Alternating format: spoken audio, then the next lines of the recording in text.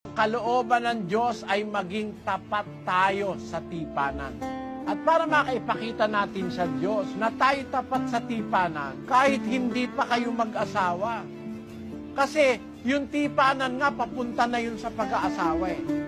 Kahit hindi pa kayo mag-asawa, dapat tapat na kayo sa isa't isa. Wala nang anumang namamagitan pang relasyon, kahit na mga text-text lang, kahit na mga kurut-kurutan lang, sa iba pa.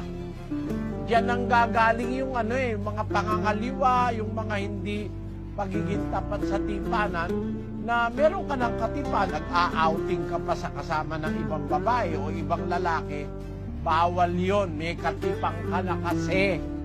Huwag tayong matuto ng lakad ng mga taong walang Diyos na parang nilalaro lang ang pakikipagkatipanan.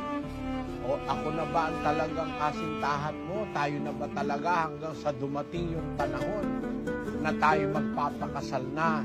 Tayo na ba talaga ang magkasintahan? Pagsagot ni lalaki, oo.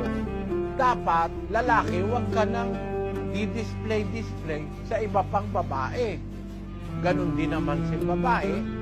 Huwag nang di-display o makikipagbiruan pa, makikipagbarkada pa sa ibang lalaki, nalilimitahan ka na